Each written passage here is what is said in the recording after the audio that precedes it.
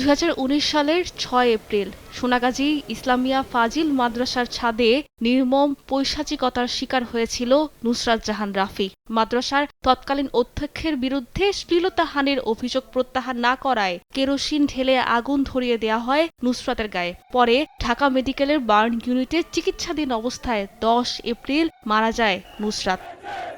নুসরাতকে পুড়িয়ে হত্যার এই নৃশংস ঘটনায় ফুঁসে উঠেছিল গোটা দেশ। ঘটনার মাত্র 7 মাসের মাথায় 2019 সালের 24 অক্টোবর ফেনীর নারী ও শিশু নির্যাতন দমন ট্রাইব্যুনাল মাদ্রাসার তৎকালীন অধ্যক্ষ সিরাজউদ্দৌলা সহ 16 আসামির সবাইকে মৃত্যুদণ্ড দেন। নিম্ন আদালতের সেই সাজার পর আইন অনুযায়ী মৃত্যুদণ্ড অনুমোদনের জন্য মামলার নথি আসে হাইকোর্টে। দীর্ঘ আইনি লড়াই, রাষ্ট্র ও আসামি পক্ষের যুক্তিতর্ক শেষে সোমবার উচ্চ আদালত মাদ্রাসার তৎকালীন অধ্যক্ষ সিরাজউদ্দৌলা ও একই মাদ্রাসার ছাত্র শাহাদাত হোসেন শামীমের মৃত্যুদণ্ড বহাল রাখেন। একই সঙ্গে মৃত্যুদণ্ডের সাজা কমিয়ে 4 জনকে যাবজ্জীবন দেন। খালাস দেয়া হয়েছে 10 আসামিকে। রায়ে নিম্ন আদালতে ঢালাও ফাঁসি দেওয়া বিচারকের বিচারিক ক্ষমতা কেড়ে নেওয়ার নির্দেশ দিয়েছেন হাইকোর্ট।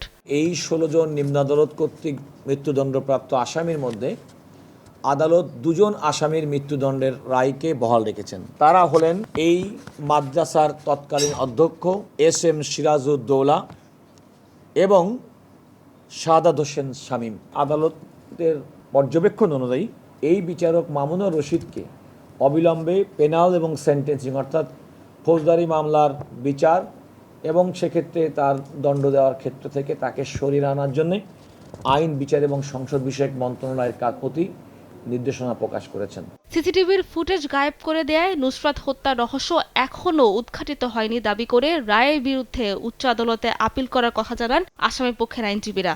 আশেপাশের লোক কেউই জানলো না, কেউ শব্দ পেল না, একা একা আগুন লেগে গেল। এই পার্টটুকুর রহস্য এখানে থেকেই গেল। ফলে আমরা এর বিরুদ্ধে আপিল করব। আমরা এক্সপেক্ট করি মাননীয় আপিল বিভাগে গিয়ে এই রহস্যের উন্মোচন হবে। 16 জনের ফাঁসি একটা মামলায়, এটা আমাদের এর আগে এরকম কোনো জাজমেন্ট আমার জানা নাই। নুসরাত হত্যা মামলার 16 আসামি কারাগারে রয়েছেন। যাবজ্জীবন পাওয়া 4 আসামিকে কন্ডেম সেল থেকে সাধারণ জেলখানায় দেওয়ার নির্দেশ দেওয়া হয়েছে। সাবরিনা মজুমদার, সময় সংবাদ, ঢাকা।